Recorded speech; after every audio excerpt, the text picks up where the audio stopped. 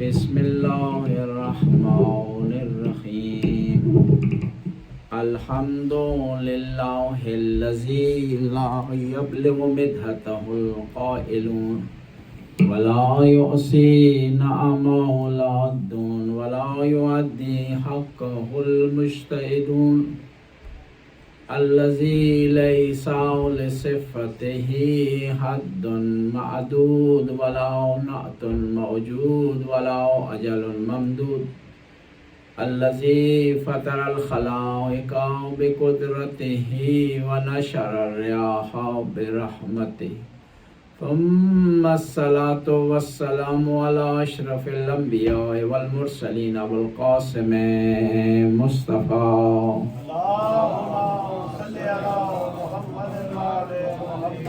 وعلى عطرته طيبين الطاهرين المعصومين المظلومين ولعنة الدائم على أعدائهم أجمعين من الآن إلى لقاء يوم الدين بسم الله الرحمن الرحيم قال رسول الله صلى الله عليه وآله وسلم ان الحسین مصباح الہدی والسفینۃ النجات صلوات پڑھیں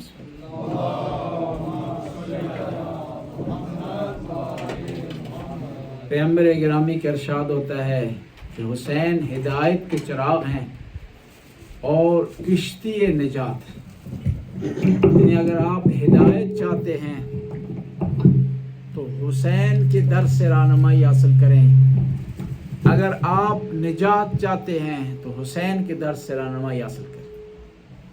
اس سے پہلے کہ ہم اپنے سلسلہ گفتگو کو جو اپنے 7ویں مرحلے میں داخل ہو چکا ہے اس کو آگے بڑھائیں، ضروری سمجھتا ہوں شرعی مسئلہ بیان کروں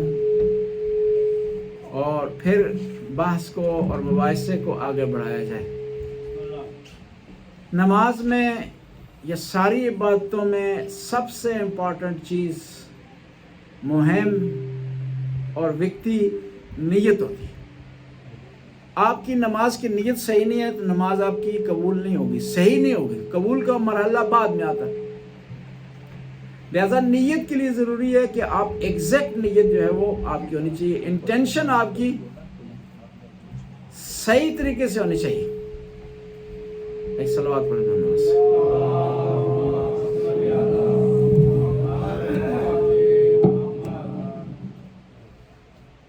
سب سے امپورٹنٹ چیز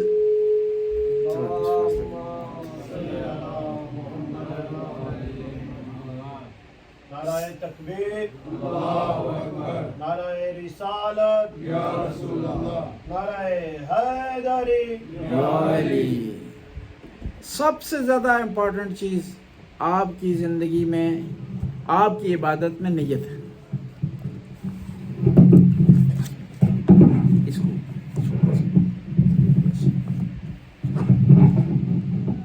بر محمد و آل محمد صلوات۔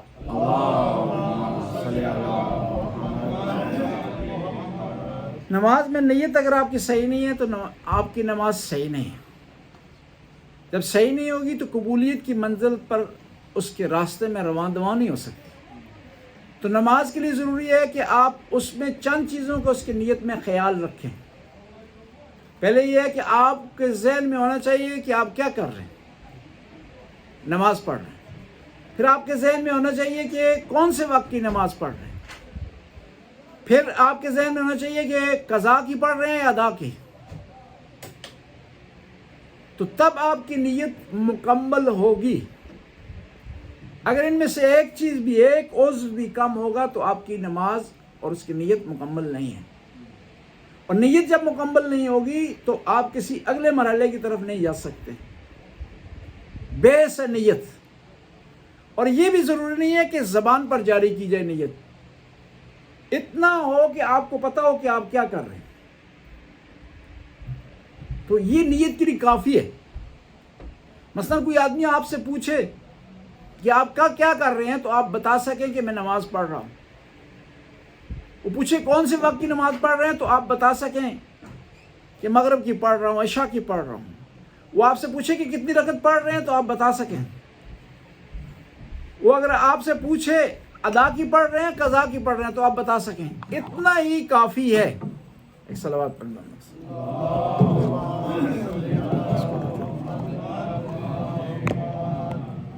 نعرہ تکبیر، نعرہ رسالت، کل ایمان، نعرہ حیدری، بر دشمن پاک زارا سلام اللہ علیہ لعنت، حسینیت زندہ باد، یزیدیت، مردہ باد، بر محمد و آل محمد صلوات۔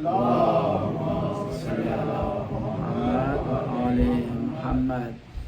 اب یہ وہ شرعی مسئلہ ہم اپنی بیس کی طرف جاتے ہیں کہ ہماری جو مباحثہ ہے، جو آپ کے ساتھ ڈسکشن چل رہی ہے، اس کا عنوان یہ ہے کہ امام کی معرفت کس طرح حاصل کی جائے، امام حسین کی معرفت کس طرح حاصل کی جائے، اور اپنے وقت کے امام کی معرفت کس طرح حاصل کی جائے، اور شہدائے کربلا میں کون سی کوالٹی تھی جس کی بنیاد پر ان کو معرفت حاصل ہوئی اپنے وقت کے امام کی۔ تو میں نے عرض کیا کہ معرفت یا شناخت کے جاننے کے 5 ذریعے ہیں۔ پہلا ذریعہ ارث ہے، وراثت ہے، آباء و اجداد ہے، کہ انسان اپنے آباء و اجداد سے پہچانا جاتا ہے۔ تو امام حسین کی طرف نگاہ دوڑائیں گے، نبی کریم کی سیرت کی طرف نگاہ دوڑائیں تو آپ کو پتہ چل جائے گا کہ امام حسین کس وراثت کے مالک ہیں۔ نبی کریم جنہیں صادق و امین کہا گیا، جنہیں قرآن نے مزمل کا لقب دیا، مدثر کا لقب دیا، شمس کہا، والشمس والضحیٰ والقمر اذا تلاہا۔ دیکھیں ماں کو اپنا بیٹا جب بہت زیادہ پیارا ہونا اس کے مختلف نام رکھتی ہے پیار سے، کبھی اسے چاند کہتی ہے، کبھی اسے سورج کہتی ہے، کبھی اسے ستارہ کہتی ہے، کبھی اسے اور کسی خوبصورت کا چیز کی ساتھ تشبیہ دیتی ہے۔ تو خداوند تعالیٰ نے نبی کریم کو کبھی سورج سے تشبیہ دی، کبھی چاند سے تشبیہ دی، کبھی طٰہٰ کا، کبھی مزمل کا، کبھی مدثر کا، دنیا والوں کو بتانے کے لیے کہ جو بھی ادا میں نے اپنے نبی کی دیکھی وہی نام میں نے اپنے نبی کے لیے چن لیا۔ دیکھیں قرآن نے کہا والشمس والضحیٰ، قمر قسم ہے سورج کی جب وہ چمک رہا ہو، والقمر اذا تلاہا، اور اس کے بعد قسم ہے اس چاند کی جو سورج کے بعد آ رہا۔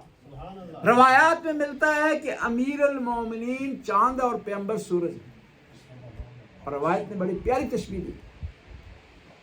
پیغمبر کیا ہے؟ سورج ہے، امام علی چاند ہے۔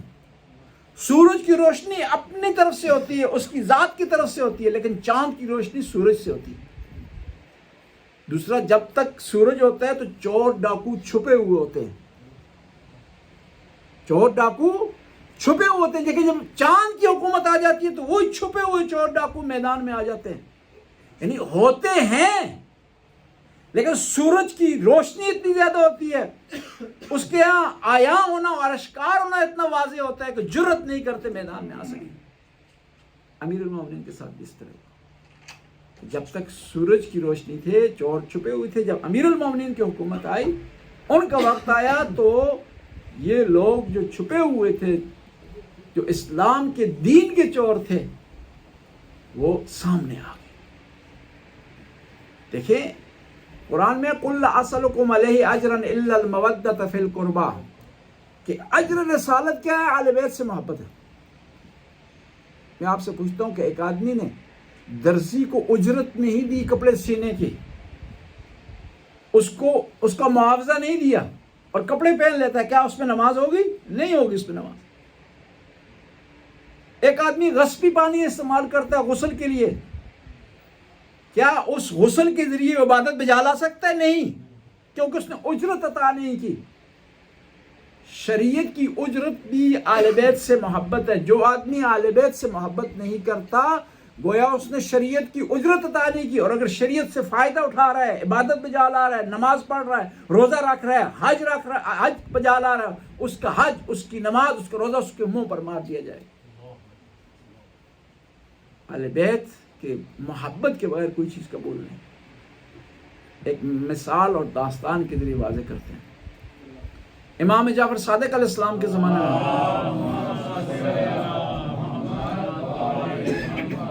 مشہور ہو گیا کہ ایک آدمی بڑا ولی ہے، بڑا پہنچا ہوا ہے، بڑا عبادت گزار ہے، لوگوں کی حاجت روائی کرتا ہے، باب الحوائج بنا ہوا ہے اپنی طرف سے. تو امام کو جب علم ہوا تو امام پر فرض ہوتا ہے دین کی حفاظت کرنا. امام جعفر صادق چلے گی اس کی محفل میں. جب وہ لوگوں کو دم درود کر چکا تو امام کونے میں بیٹھے رہے، انتظار کرتے رہے. جب اس کا معاملہ ختم ہوا تو وہ باہر نکلا تو امام اس کے پیچھے چل پڑے. اس نے کیا کیا کہ نان بائی کی دکان سے، بیکری سے 3 جو ہے روٹیاں چرائیں. چرانے کے بعد آگے 3 روٹیاں 3 غریبوں میں تقسیم کر دی. تو امام جعفر صادق فوراً اس کے پاس پہنچے اور پوچھا تو نے کیا کیا ہے؟ کہا آپ کون ہیں؟ کہا میں جعفر صادق ہوں. کہا اتنے بڑے خاندان سے آپ کا تعلق ہے اور آپ میرے فلسفے کو نہیں سمجھ سکے؟ میں نے کون سا عمل کیا؟ کہا نہیں سمجھ سکا، بتا دوں. کہا جب میں نے کیا کیا 3 روٹیاں چرائیں تو 3 گناہ مجھے ملے 3 روٹیاں چرانے کی وجہ سے. اور جب یہ 3 روٹیاں میں نے غریبوں میں تقسیم کی تو ہر روٹی کے بدلے مجھے 10 نیکیاں ملی. کیوں قرآن کہہ رہا ہے کہ گناہ کریں گے تو 1 لکھا جائے گا، نیکی کریں گے 1 تو 10 لکھی جائیں گی. قرآن میں لکھا ہوا نا، کتنا کریم خدا ہے جی. آپ گناہ کرتے ہیں تو 1 ہی لکھا جاتا ہے، جب نیکی کرتے ہیں تو 10 لکھتا ہے. وہ ڈبل نہیں، ٹرپل نہیں، اس سے بھی زیادہ وہ دیتا ہے. تو کہا جب میں نے 3 روٹیاں چرائیں 3 گناہ مجھے ملے اور ان 3 روٹیوں کو غریبوں میں نے تقسیم کیا تو مجھے 30 نیکیاں ملی. 30 میں سے 3 مائنس کریں 27 پھر میرے پاس باقی ہیں. امام نے کہا کہ تو نے قرآن میں نہیں پڑھا ان اللہ یتقبل من المتقین، خدا متقیوں سے قبول کرتا ہے، چوروں سے قبول نہیں کرتا.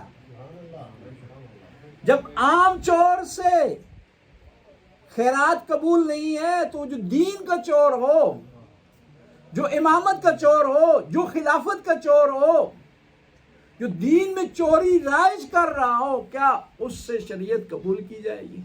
نہیں. شریعت بڑی باریک بینی کا نام ہے. ہم مل جائیں سارے دنیا اکٹھی ہو جائے نا، شریعت میں تبدیلی نہیں لا سکتے. مثال کے ذریعے عرض کروں گا، ہم سارے مل جائیں، آج فیصلہ کرتے ہیں کہ صبح ہمیں بہت فرصت ہوتی ہے، ہمارے پاس کافی ٹائم ہوتا ہے، ہم صبح کی 2 رکعت نماز کے بجائے 4 پڑھا کریں. سارے مل کر خدا کو درخواست لکھیں کہ یہ 2 کے بجائے 4 ہونے چاہیے. اور زور ہمارے پاس جو ہے وہ ٹائم کم ہوتا ہے، ڈیوٹی پر ہوتے ہیں، جاب پر ہوتے ہیں، 4 کے بجائے 2 کر دی جائیں. ہوگا؟ نہیں ہوگا. جب شریعت کا ایک جز ہم تبدیل نہیں کر سکتے تو اس شریعت کا جو امام ہے، رہنما ہے، محافظ ہے، کیا اس کا انتخاب ہم خود کر سکتے؟ اس کا انتخاب کبھی بھی ہرگز ہم خود نہیں کر سکتے. قیاس کے ذریعے دین نہیں سیکھا جا سکتا. ایک شخص کے بارے میں امام جعفر صادق کو علم ہوا کہ فلاں شخص قیاس آرائی کرتا ہے، قیاس کرتا ہے دین میں اور اپنا ذہن استعمال کرتا ہے. تو امام نے بلا کر اسے کہا کہ ان دین اللہ لا یقاس بالعقول، خدا کے دین کو عقول پر، اپنے عقلوں پر قیاس مت کرو. ہمارے مذہب میں قیاس نہیں ہے، قیاس کی ضرورت نہیں پڑی ہمیں، کیونکہ خدا نے ہمیں بہترین 14 معصوم دے دیے. یہ ہستیاں نہ ہوتی تو ہمیں قیاس کی ضرورت پڑتی. اب ہوتا کیا ہے قیاس؟ جو شیعہ مذہب میں منع ہے قیاس رائی منع ہے. اس کی آسان سی مثال دوں. ایک مولانا ایک گاؤں میں چلا گیا. پرانے زمانے میں لکھنے پڑھنے کا کام مولانا کیا کرتے ہیں، یونیورسٹیاں کالج یہ نہیں ہوتی تھی 200 سال پہلے. سارا جو کام جو ہے وہ لکھنے پڑھنے کا کون کرتے تھے؟ علماء کرتے تھے. صلوات پڑھنا.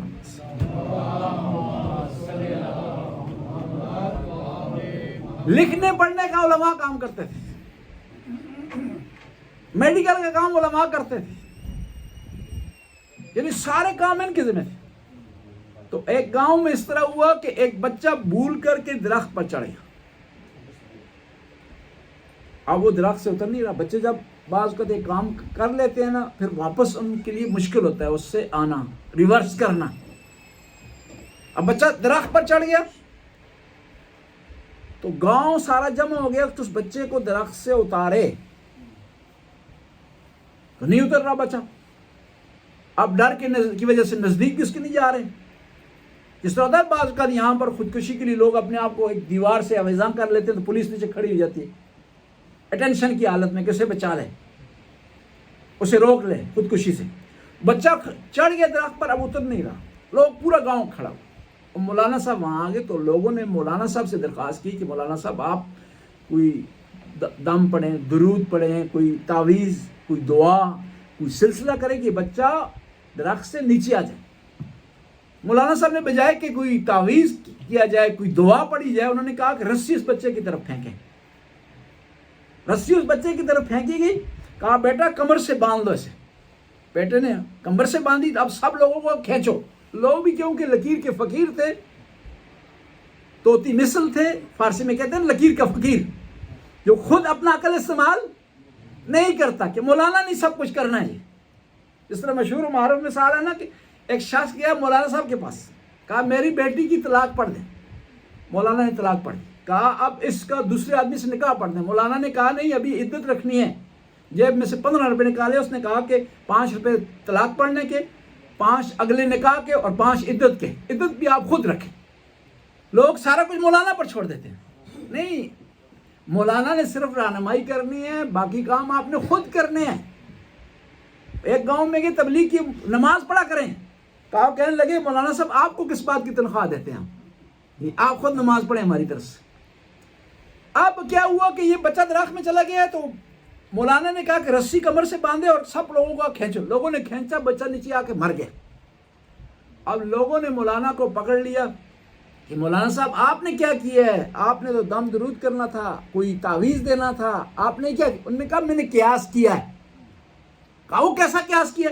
کہا میں ایک گاؤں میں گیا تھا تو ایک بچہ کنویں میں گرا ہوا تھا, تو ہم نے اسی طرح رسی کے ذریعے نکالا تھا.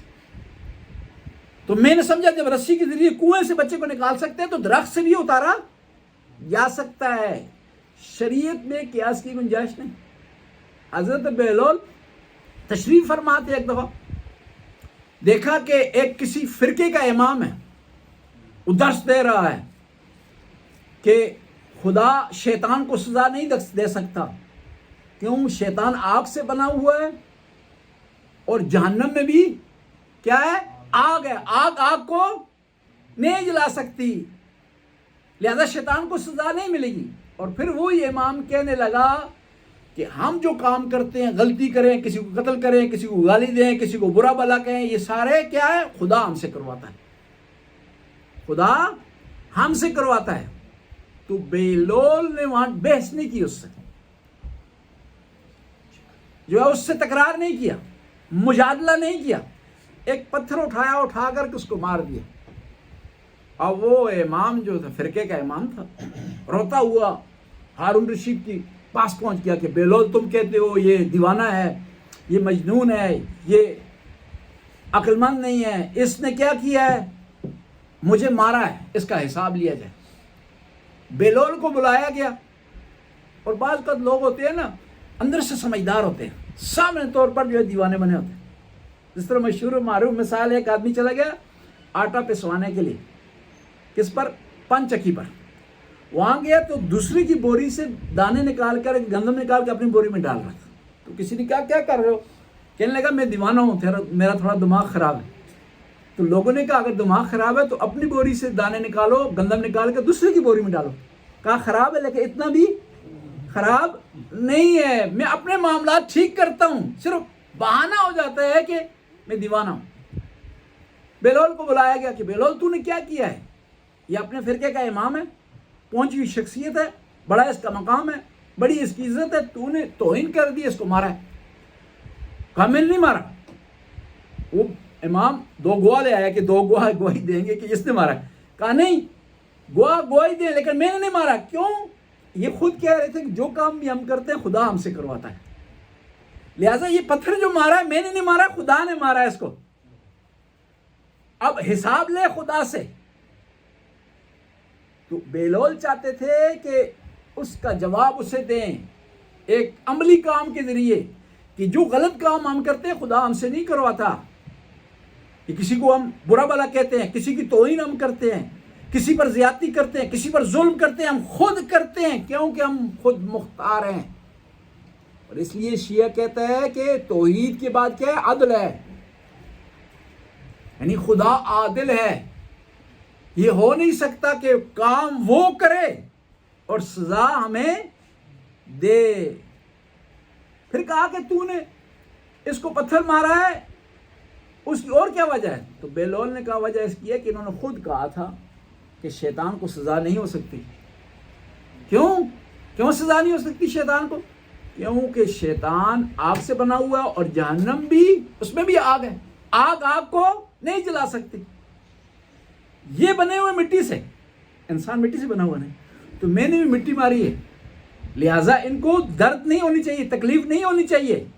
یعنی ایک عملی کام کے ذریعے جواب دے دیا کس نے؟ حضرت بیلول نے اس امام کو۔ بیلول کیا ہے؟ امام نہیں ہے، شاگرد ہے امام کا، عام شیعہ ہے۔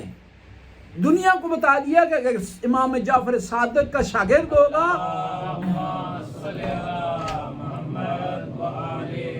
اس مکتب کا شاگرد ہوگا تو دوسرے مکاتب کے اماموں سے بھی بالا تر ہے، سمجھ میں، عقل میں، دینداری میں۔ بس دین کو قیاس کے ذریعے سمجھا نہیں جا سکتا۔ قیاس دین کے معاملے میں جو باطل ہے، ہم ساری دنیا اکٹھی ہو جائے نا، جتنا بھی قیاس کرے، دین کے کسی حکم کو تبدیل نہیں کر سکتے۔ جب کسی عام حکم کو تبدیل نہیں کر سکتے، اکٹھے ہو کر کے کسی حکم کا انتخاب نہیں کر سکتے، تو یہ کیسے ہو سکتا ہے کہ ہم امام کا ہم انتخاب کریں؟ ہم امام کا انتخاب نہیں کریں۔ امام کا انتخاب حتیٰ خود نبی نہیں کر سکتے۔ غدیر میں انتخاب نہیں کیا پیغمبر گرامی نے، غدیر میں اعلان کیا ہے۔ انتخاب کس نے کیا ہے؟ اللہ کا جو خلیفہ ہوتا ہے اس کو خود اللہ چنتا ہے، تو خدا کی رسم ہے۔ آدم خلیفہ تھے، کس نے چنا جی؟ اللہ نے۔ نوح خلیفہ تھے، کس نے چنا؟ اللہ نے۔ داؤد خلیفہ تھے، کس نے چنا؟ اللہ نے۔ ابراہیم کو امام کس نے بنایا؟ اللہ نے۔ بس امامت کا انتخاب اللہ نے کرنا۔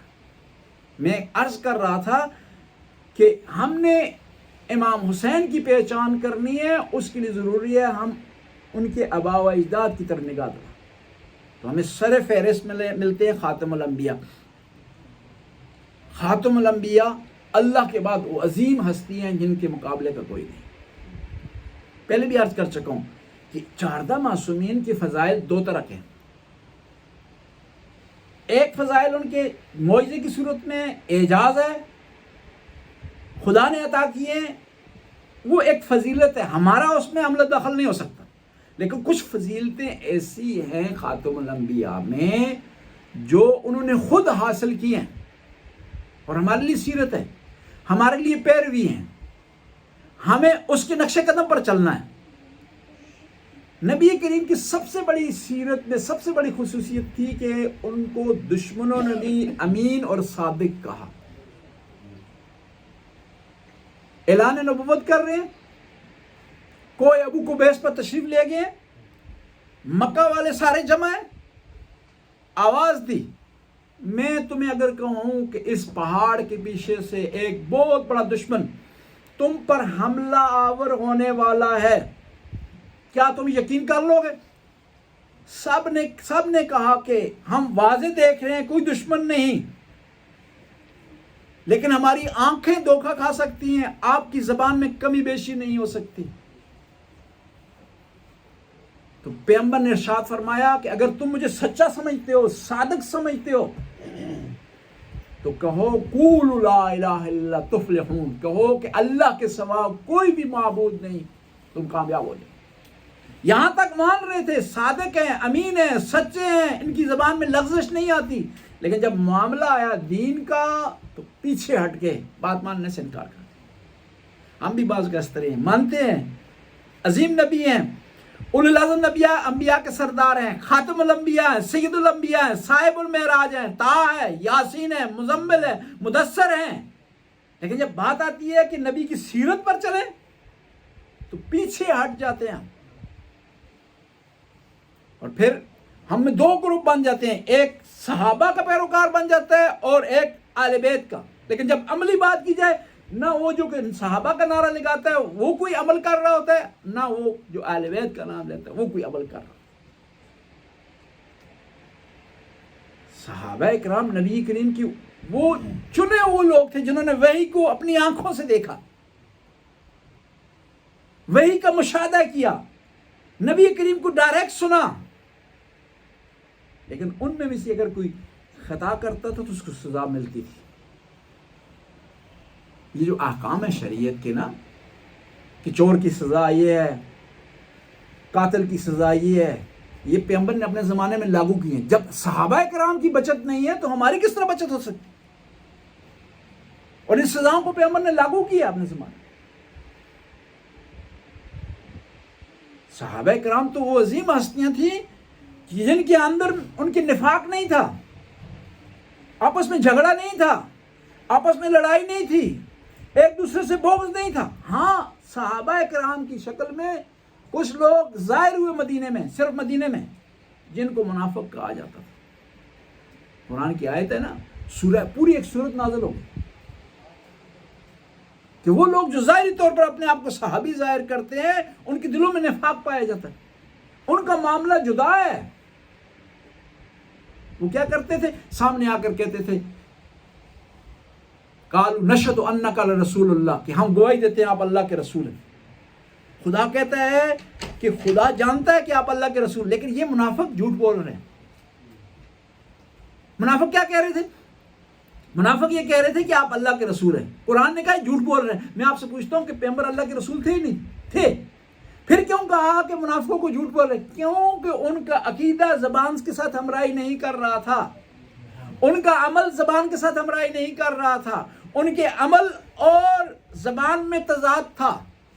آج ہمارے اگر عمل اور زبان میں تضاد ہو تو ہماری کیفیت بھی یہی ہوگی کہ ہم زبان سے کہیں کہ ہم رسول اللہ کے ماننے والے، لیکن جب عمل کی بات ہو تو نہ ہم میں کوئی رحمت پائی جاتی ہو، نہ ہم میں کوئی پیار پایا جاتا ہو، نہ ہم میں کوئی محبت پائی جاتی ہو. گھر میں ہوں پھر بھی ظالم ہے، باہر بھی ہوں پھر بھی ظالم ہے. اور ظالم کا مطلب یہ نہیں ہوتا کہ کوئی تلوار اٹھا کر پھر رہا ہو، دوسرے کے حقوق اگر ادا نہیں کر رہا تو وہ ظالم ہے. اور بعض اوقات لوگ ایسے ہوتے ہیں باہر خوش اخلاق ہوتے ہیں، پیار و محبت کی باتیں کرنے والے ہوتے ہیں، دوستوں میں خوش اخلاقی کی وجہ سے مشہور ہے، لیکن گھر میں ان سے برا بد اخلاق کوئی نہیں ہوتا، ان سے بد اخلاق کوئی بھی نہیں پایا جاتا. پیغمبر کے صحابی ہیں سعد ابن معاذ، عظیم صحابی، وہ صحابی کہ جن کو پیغمبر گرامی بھیجا کرتے تھے صلح صفائی کے لیے اپنا نمائندہ بنا کر کے. اور جب دنیا سے گئے ہیں تو پیغمبر پیادل چلے ہیں، جوتیاں پیغمبر نے اتار دی. کہا یا رسول اللہ جوتیاں کیوں اتار رہے ہیں سعد کے جنازے میں؟ کہا کیونکہ میں فرشتوں کو دیکھ رہا ہوں کہ جنازے میں شرکت کر رہے ہیں. صادق نبی نے، سچے نبی نے ارشاد فرمایا ہے، خود پیغمبر قبر میں اترے ہیں، ان کو اتارا ہے. تو ماں نے کہا کہ سعد کتنا خوش قسمت ہے کہ اس کو نبی نے غسل دیا، نبی نے کفن پہنایا ہے، نبی قبر میں اتار رہے ہیں، اور اس کے لیے یہ قبر جنت بن جائے گی. تو پیغمبر نے ارشاد فرمایا کہ یہاں تک تو بات کی تو نے صحیح، جو جنت کی بات کی ہے صحیح نہیں ہے. اس سعد کو فشار قبر ہو، قبر اس پر دباؤ ڈالے گی، اس کے لیے تاریخ بن جائے گی. کس نے ارشاد فرمایا؟ سچے نبی نے ارشاد فرمایا. ماں نے پوچھا کہ آپ نے غسل دیا ہے، آپ نے قبر میں اتارا ہے، آپ نے کفن پہنایا، ہو سکتا ہے کہ اس کو عذاب آئے؟ کہنے لگے کیونکہ یہ اپنی زوجہ کے حقوق ادا نہیں کرتا تھا، گھر میں یہ بد اخلاق تھا،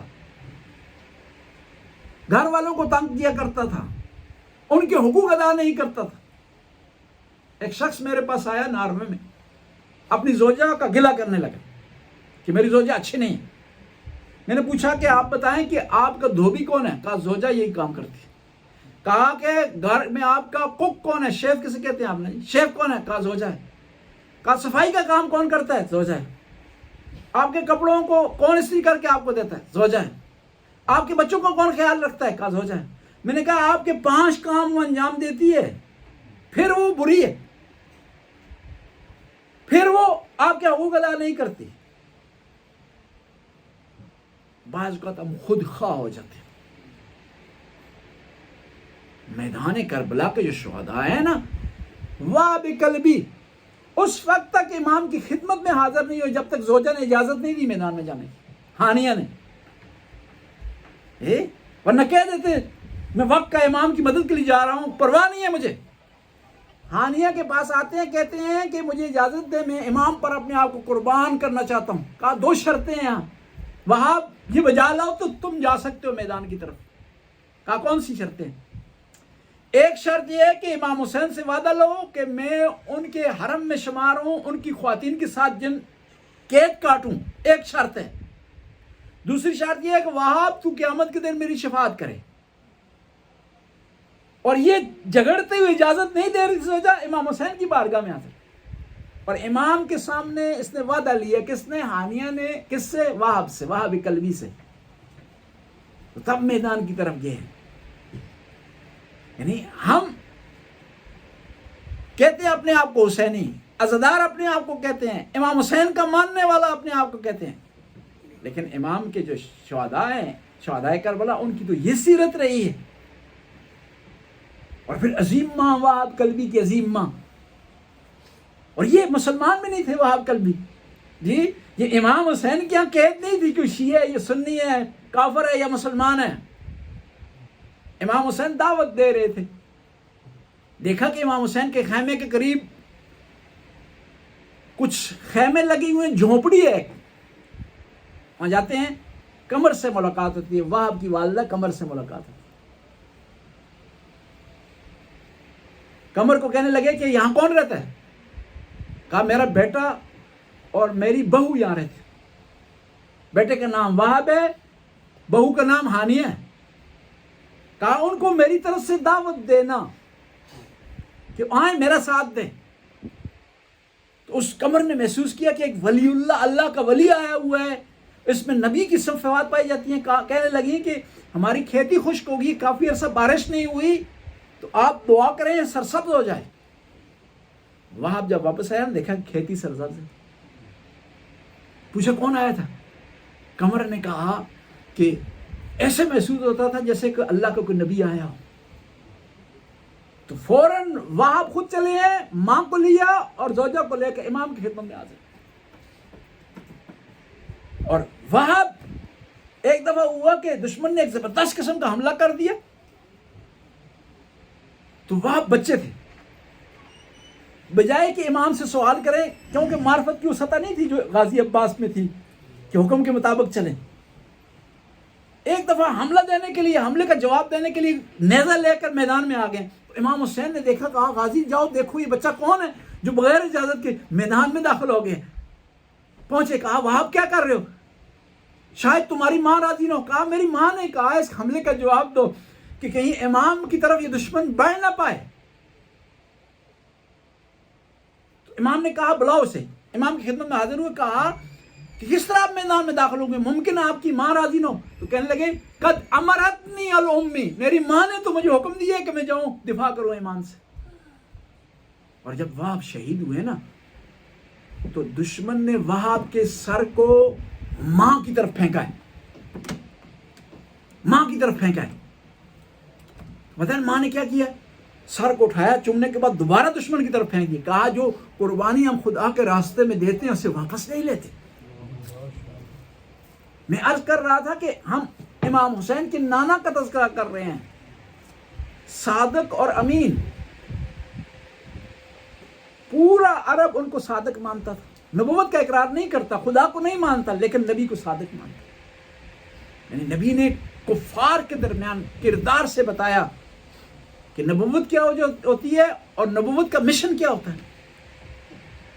ہم بھی اس معاشرے میں رہ رہے ہیں جہاں ہم اکثریت میں نہیں ہیں، جہاں ہمارے مذہب کے لوگ نہیں ہیں، لیکن ہم نبی کا کردار ادا کریں اور دنیا کے لیے ثابت کریں کہ ہم سچے ہیں، ہم فرض شناس ہیں، ہم کسی قسم کا دھوکہ نہیں کرتے، اور ہماری پہچان ایمانداری ہے۔ اور دوسرا لقب تھا امین، مکہ میں ابو سفیان تھا جی، ابو جہل تھا، ابو لہب تھا، بڑے بڑے امیر لوگ تھے، لیکن لوگ امانتیں کس کے پاس رکھواتے تھے؟ محمد مصطفیٰ کے پاس۔ کون سے لوگ؟ جو آپ، کون سے لوگ جو آپ کو نبی نہیں مانتے، جو آپ کو خاتم الانبیاء نہیں مانتے، آپ کی نبوت کا اقرار نہیں کرتے، لیکن آپ کو امین مانتے ہیں۔ اب کفار کا ایک ٹارگٹ یہ بھی تھا کہ ہم پیغمبر پر حملہ کریں گے شب ہجرت کو، یہ بھاگ نکلیں گے تو امانتوں کا مسئلہ بنے گا، لوگوں میں نعوذ باللہ چیم گوئیاں ہوں گی، بدنامی ہوگی کہ محمد امانتیں ساتھ لے گیا ہے۔ اور کچھ لوگوں نے پروگرام بنا لیا کہ محمد چلے جائیں گے، امانتیں پڑی رہیں گی، ممکن ہے کسی کے حوالے کریں جو نابلد ہو، جانتا نہ ہو کس کی امانت، یہ کس کی امانت ہے اور کون صاحب امانت ہے، لیکن نبی نے انتظام کیا ہوا تھا۔ ایک ایسی شخصیت کو اپنے بعد وسیع بنا کر کے جو امانتوں کو بھی جانتا تھا اور صاحب امانات کو بھی جانتا تھا۔ نبی کریم چلے گئے، امانتیں امیر المومنین کے حوالے کی۔ اب یہ ہوا کہ کچھ لوگوں نے موقع سے فائدہ اٹھانے کی کوشش کی کہ آج جائیں گے، ہم کہیں گے ہماری امانت ہے۔ جس طرح ہوتا ہے نا، آپ اعلان کرتے ہیں کہ 500 کروڑ کس کا گم ہوا ہے، 20 آدمی آ جاتے ہیں جی ہمارا گم ہوا ہے جی، کہ مفت میں مل ہی رہا ہے نا جی، اس کو کیا پتا، اس نے تو دے دینا۔ لیکن ان کو نہیں پتا تھا کہ یہ جو ہستی ہے، یہ وہ ہستی ہے جس کے بارے میں پیغمبر نے ارشاد فرمایا، انا ولی من نور واحد، میں اور علی ایک نور سے ہیں۔ جس طرح محمد امانتوں کو جانتے تھے، اس طرح علی امانتوں کو جانتے تھے۔ اور لوگوں نے فرصت سے فائدہ اٹھانے کی کوشش کی تو امانتیں بول پڑی، یہ صاحب امانت نہیں ہے۔ اور پیغمبر میں ایک اور خصوصیت تھی، اپنے گہرے دشمن کو بھی، سخت ترین دشمن کو بھی معاف کیا کرتے۔ دیکھیں خدا کی کچھ صفات ہیں، خدا چاہتا ہے ان صفات کی جھلک اس کے بندوں میں۔ اس کی صفت ہے ستار العیوب، وہ چاہتا ہے کہ اس کے بندے بھی لوگوں کے گناہوں کو چھپائیں، اور وہ ستار العیوب ایسا ہے کہ گناہ کو چھپا دے، کوئی اشکار نہیں کر سکتا، اور اگر اشکار کرے کسی کو رسوا کرے تو بچا نہیں سکتا۔ اس سے بچیں کہ وہ ایک دفعہ آپ کے گناہوں سے پردہ نہ اٹھا لے۔ کبھی گمان نہ کریں، اپنے کو ہوشیار نہ سمجھیں، اپنے آپ کو چلاک نہ سمجھیں۔ اس کی پکڑ میں آ گئے تو کوئی آپ کو بچا نہیں سکتا۔ خدا ستار العیوب، گناہوں پر پردہ ڈالنے والا، وہ چاہتا ہے کہ اس کے بندے بھی گناہوں پر پردہ ڈالیں۔ حتیٰ اتنا عظیم ہے نا، جو فرشتے ہماری رکھوالی کے لیے بھیجتے ہیں نا، ایک دن دوسرے دن دوبارہ ان کو نہیں بھیجتا، کہ ایسا نہ ہو کہ میرا بندہ میرے فرشتوں کی نگاہ میں کہیں گر نہ جائے۔ ہم بعض کب چیزیں ہم سے مربوط نہیں ہوتی، ان کو بیان کرنا شروع کرتے، فلاں آدمی کا بیٹا جو ہے وہ فلاں جگہ چلا گیا جی، فلاں آدمی کی بیٹی کی فلاں آدمی سے شادی ہو گئی، تمہارا کیا لینا دینا ہے؟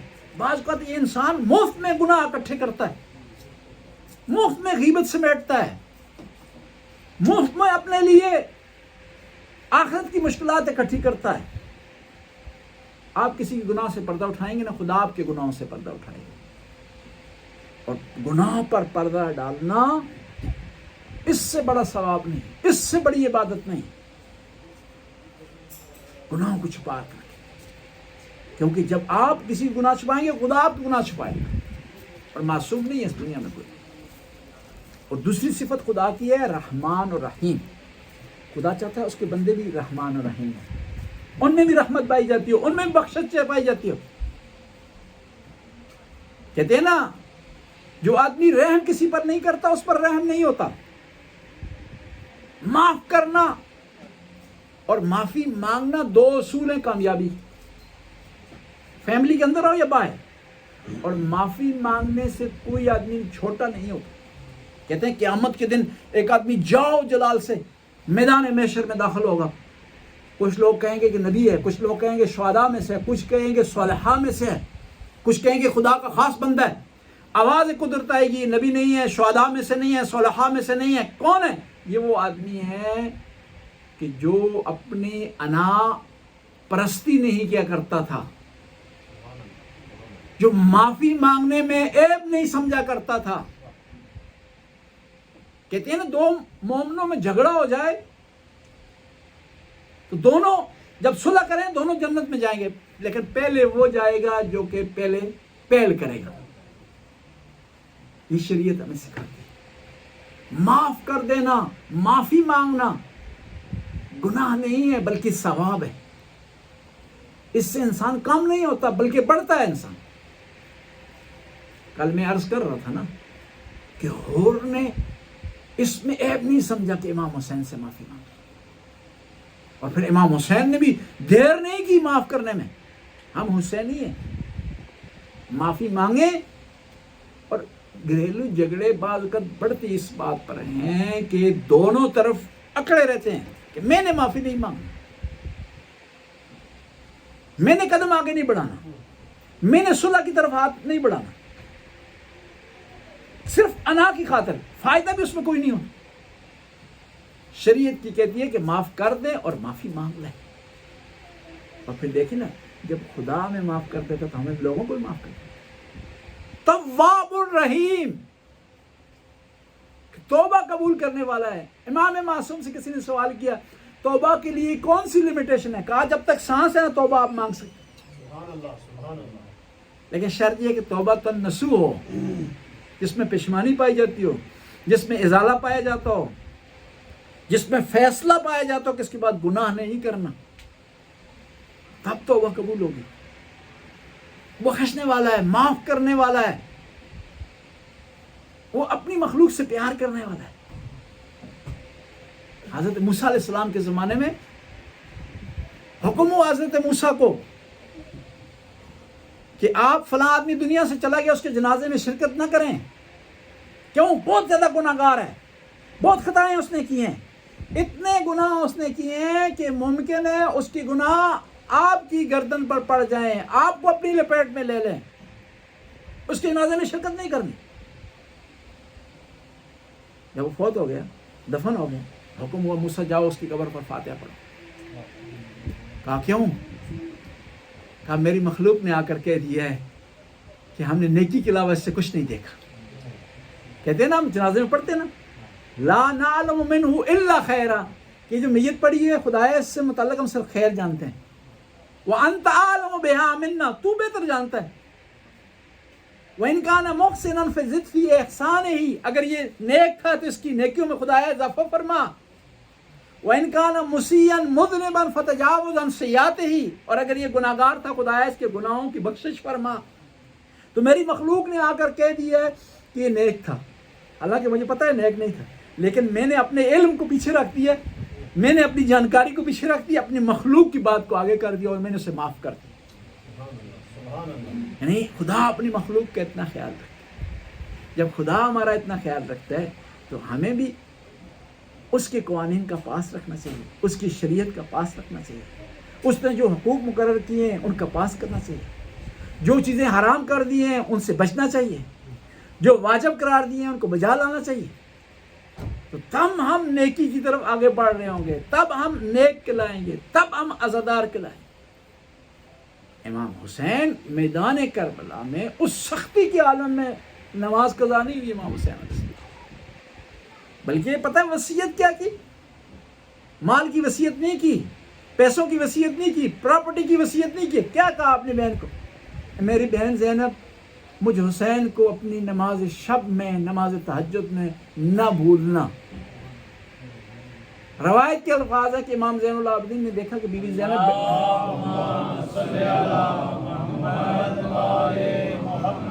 زینب بیٹھ کر نماز پڑھ رہی. کہا پھوپھی جان آپ بیٹھ کر کیوں نماز پڑھتی؟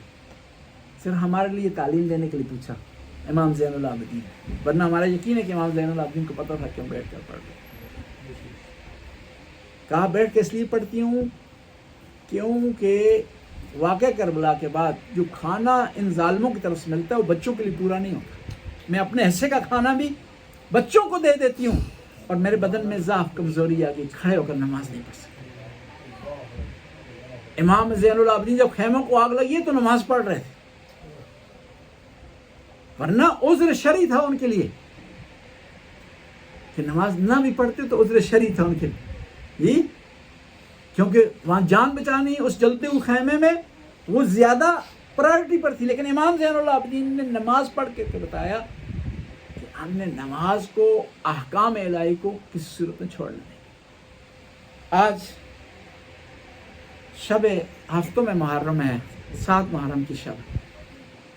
اس شب کو تذکرہ ہوتا ہے حسن کے یتیم کا. امام حسن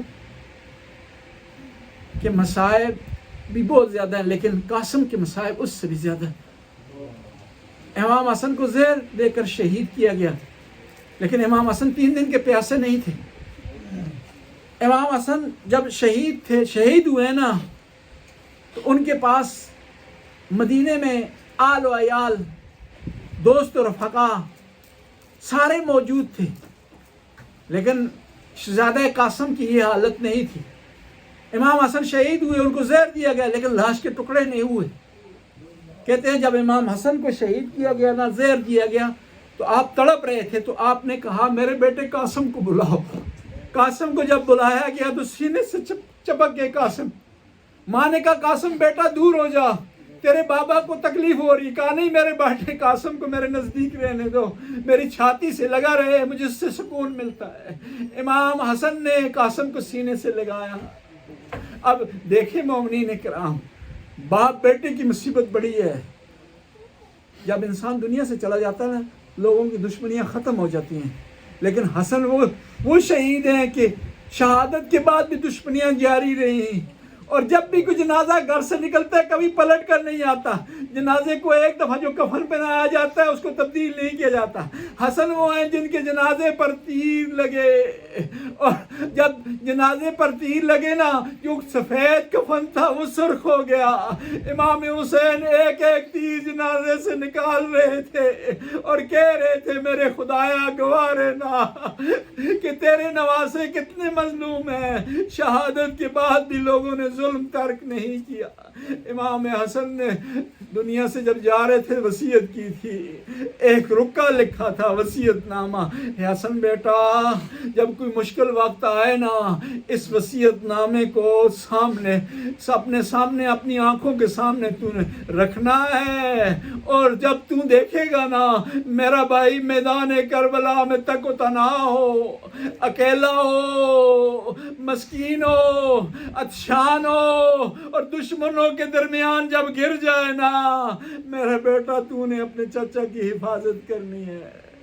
کہتے ہیں روایت کے الفاظ ہیں کہ شب عاشورہ کو جو مہاجرہ ہوا نا کربلا میں، اس کی کچھ اس طرح صورتحال تھی. کہتے ہیں کہ امام حسین نے اپنے اصحاب کو اکٹھا کیا. اکٹھا کرنے کے بعد شہداء کی لسٹ پڑھی، ایک ایک شہید کا نام لیا. اچانک سے اس خیمے کے دروازے پر قاسم آ گئے. جب سنا نا قاسم کا نام لسٹ میں نہیں ہے، خیمے کا دروازہ پردہ اٹھا کے اندر آ گئے. کہا چچا جان کیا شہداء میں میرا نام ہے؟ کہا تیرا نام ہے، لیکن چاچا جو لسٹ آپ نے پڑھی ہے اس میں میرا نام درج نہیں ہے. کہا میں یہ لسٹ اپنے انصار کے درمیان بیان کر رہا تھا. تیرا نام ہے شہداء کربلا میں میرے ننھے مجاہد. پھر امام نے کہا تیرا نام بھی ہے اور علی اصغر کا نام بھی ہے. تو قاسم نے تعجب سے سوال کیا، اے میرے چچا جان کیا دشمن کی فوج خیام تک پہنچ جائے گی کہ علی اصغر کا نام بھی شہداء میں؟ کہا نہیں، خیام تک نہیں پہنچے گی، میں خود علی اصغر کو میدان میں لے کر جاؤں گا. اب مولا نے اب یہ بیان کیا. قاسم اپنی ماں کے پاس جاتے ہیں، قاسم ماں کے سامنے بیٹھ جاتے ہیں. ماں کہتی ہے قاسم بیٹا پتہ ہے تمہیں عاشورہ کو کیا ہونے والا ہے؟ سارے شہید ہو جائیں گے، علی اکبر مارا جائے گا، تیرے چچا عباس مارے جائیں گے. قاسم کہیں ایسا نہ ہو کہ تیرا چچا دشمنوں میں گر جائے اور تو آسودہ بیٹھا رہے. تو نے چچا کا ساتھ دینا ہے. یہ نصیحتیں کر رہی ہے. قاسم جب تک تیری جان میں جان ہونا چچا پر کوئی مصیبت نہیں آنی چاہیے. صبح ہوئی کہ کیا کرتے ہیں قاسم؟